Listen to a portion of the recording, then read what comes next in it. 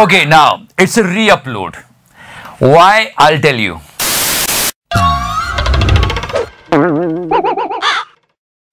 Alright guys, but nothing is alright for the cryptocurrency users. I mean seriously. अरे मैं खुद invest करने वाला था क्रिप्टो करेंसी पर बाद में मुझे पता चला मेरे पास तो पैसे ही नहीं है. बट सच में यार बुरा हुआ यार, बहुत बुरा हुआ. Honestly, I want to tell you about this cryptocurrency and it's actually a shit currency. And now here is the point why we re-uploaded the video. अब इस पॉइंट पे बात आती है कि हमने वीडियो री-अपलोड क्यों किया है. जिन्होंने पहला वीडियो देखा उनको समझ में आ ही गया होगा.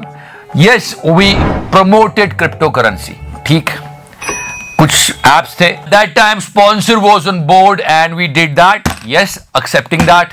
We did the promotion, but that time we did not know the darkness of cryptocurrency. नहीं पता था पैंचोत इतनी हराम खो रही है. ऐसा धोखा किया.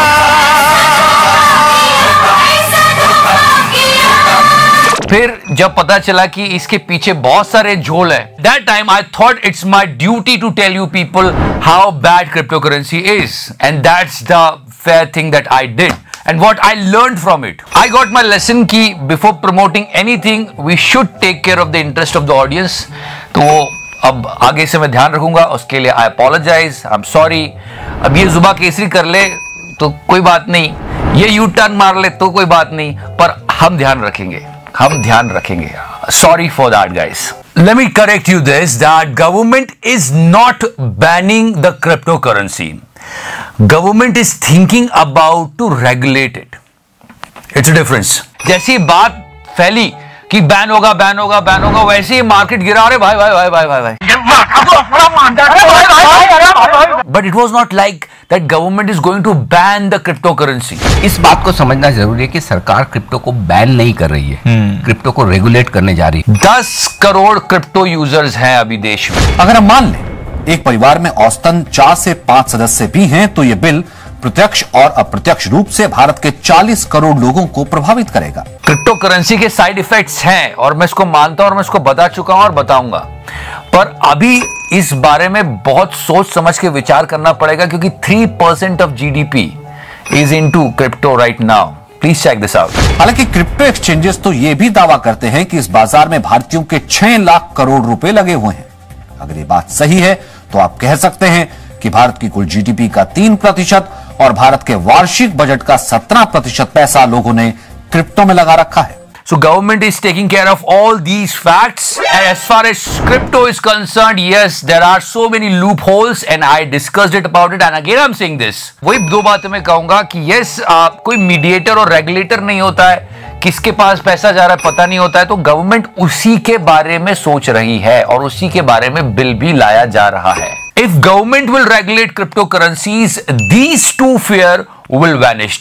पहला यह था कि इसमें एक बार आपने पैसा डाला तो खत्म, bye bye, tata, goodbye, गया. रेगुलेटर होने से ये प्रॉब्लम कई हद तक सॉल्व हो जाएगी. और सेकंड पॉइंट जो मैंने बताया, people are using cryptocurrency for so many illegal activities. Yes, क्योंकि इसके दूसरे एंड पर बैठ के कोई हिसाब किताब करने वाला नहीं है, कोई ये आपसे पूछने नहीं बैठा कि भाई किधर कैसे है. क्रिप्टो करेंसी एक ऐसी करेंसी है जो किसी बैंक के द्वारा नहीं चलाई जाती, किसी देश की अथॉरिटी के द्वारा चलाई नहीं जाती. अगर आप इस पे एक्सचेंज करें, कोई चीज खरीदें या बेचें, तो इसमें कोई भी मिडलमैन नहीं होता है. इसलिए इसका लीगल यूज बहुत हो रहा है पूरी दुनिया में. Sending black money, terrorist activities, money laundering. So that's why the government is thinking about to regulate the cryptocurrency. Okay, लेकिन ये सब कयास है क्योंकि सरकार ने अभी औपचारिक रूप से स्पष्ट नहीं किया है कि क्रिप्टो करेंसी पर लाए जा रहे बिल में होगा क्या. मैं देश नहीं झुकने दूंगा. And it was like nacho nacho crypto currency users. मतलब लोग बोल रहे हैं पहले मोदी जी ने नोटबंदी की थी, अब सिक्का बंदी कर दी. नहीं, पर जो देश के लिए अच्छा है, नेशनल इंटरेस्ट में, वो सही भी है यार. Come on, country first. But don't you think so guys, the government is bit late. अभी एकदम इनकी आंखें खुली कि चलो क्रिप्टो करेंसी बैन करो. हो क्या रहा है? क्या लगता है मोदी जी चुनाव की तैयारी में लगे, फिर टाइम मिला होगा तो सोचा होगा देश के बारे में. नहीं, पर थोड़ा लेट कर दिया, मुझे तो ऐसा लगता है, क्योंकि इनको देखो, इन्होंने पहली फुर्सत में बैन करो, तभी तो इतने आगे हैं साले। बहुत बहुत आग मूत्रा है dragon. You know guys, it's hard to believe, but are we moving towards the third world war?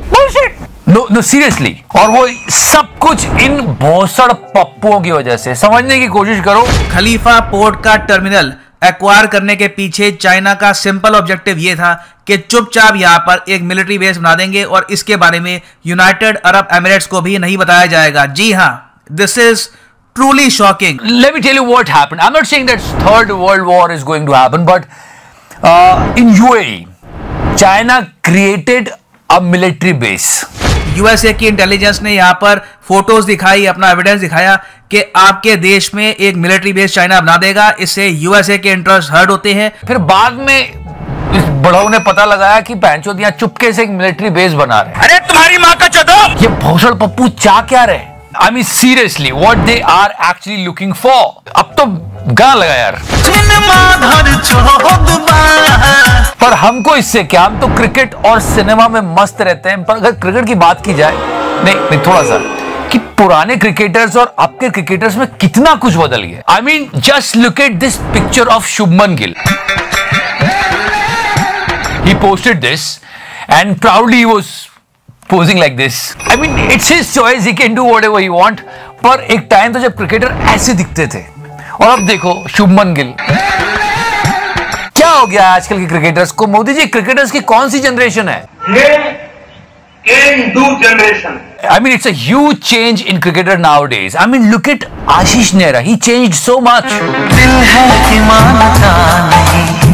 ये दिन देखने से पहले राजू तलवार मार क्यों नहीं जाता है? नहीं, इससे पहले आप मुझे गाली दो, मैं बता दूं, ये आशीष नेहरा सर नहीं है, और ये दोनों भी पांड्या ब्रदर्स नहीं है, और ये नताशा नहीं है। Please stop spreading fake news.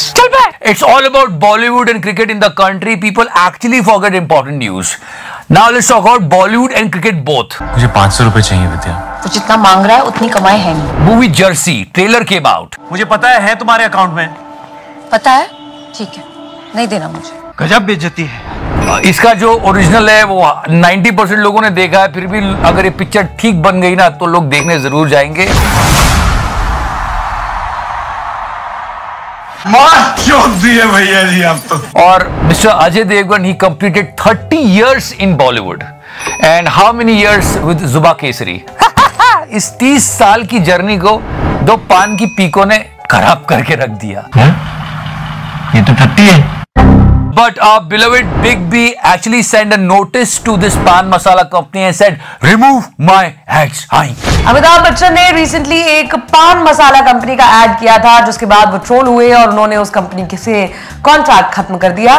अब खबर है कि अमिताभ ने उस कंपनी को लीगल नोटिस भी भेजा है। उन्होंने कंपनी से उनका ऐड टेलीकास्ट करने से रोकने की मांग की है। पर सच में मोदी जी की कृपा है देश पर, पूरा देश ही बॉलीवुड बन गया है। ये बोबड़ी पर देशद्रोह का मुकदमा होने वाला है। यूपी के जौनपुर में वकील विकास तिवारी ने SCGM कोर्ट में कंगना रनौत के खिलाफ देशद्रोह का मुकदमा दायर करवाया है।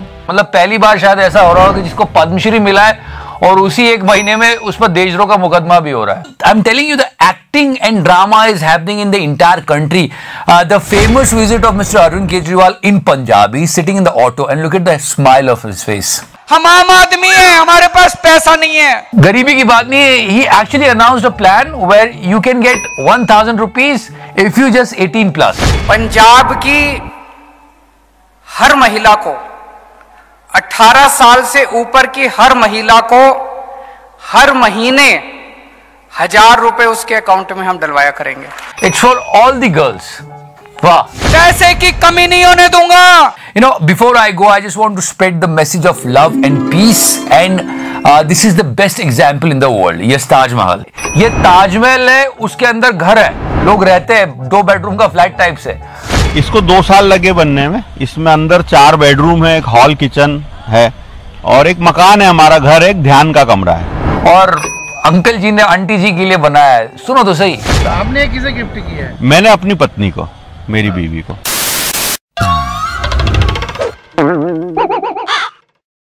So thank you so much for the show, guys. Like, follow, subscribe. So that's it, मेरे fans, मेरी जान, and yeah, this is the best slap in the history of mankind. तमीज। How the fuck are you? ताकि कोई भीड़ इकट्ठे हो जाए और कानून हट जाए।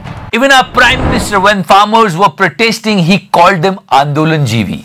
और वो है आंदोलन जीवी कि ये बिना आंदोलन के जी नहीं सकते मित्रों। वो आंदोलन के बिना जी नहीं सकते हैं और आंदोलन से जीने के लिए रास्ते खोजते रहते हैं। So many die-hard Modi fans were upset because of this decision, and the number one was Modi, but she is saying way too much. संसद में चुनी हुई सरकार के बदले सड़कों पर लोगों ने कानून बनाना शुरू कर दिया तो ये एक जिहादी राष्ट्र है। मतलब हमारे प्रधानमंत्री के बारे में ऐसी बातें। मोदी जी ले लो इसका प्रथम Shri.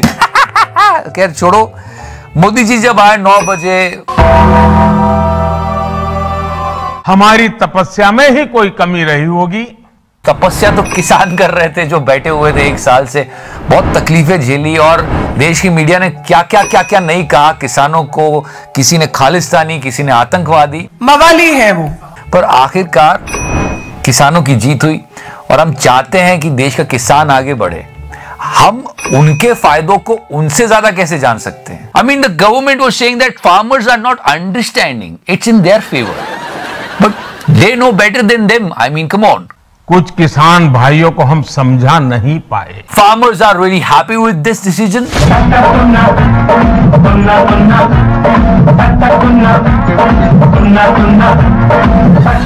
And this is a big question, guys.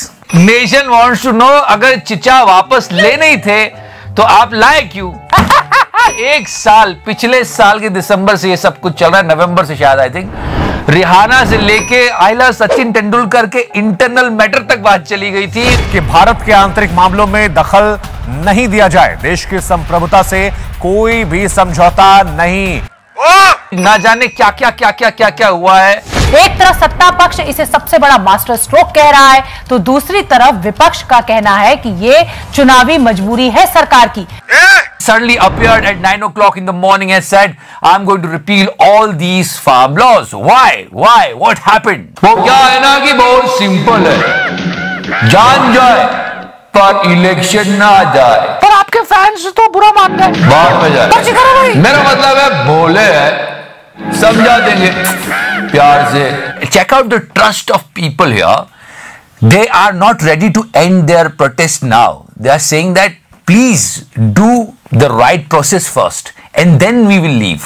जब तक ये पार्लियामेंट में वापसी नहीं होंगे, जब तक किसान वहीं पे ही है, और एमएसपी पे गारंटी कानून, क्योंकि एमएसपी पे गारंटी कानून बन जाएगा तो पूरे देश के किसानों को लाभ होगा। वो अपने कुछ चालू दोस्त नहीं होते कि तुम पहले तू पैसे रख फिर बात करेंगे। चल बा। ऐसे ही उन्होंने कहा कि भाई पहले आप लाइए बिल, उसको पास कीजिए, फिर एमएसपी पे बात करेंगे, उसके बाद हम हट जाएंगे।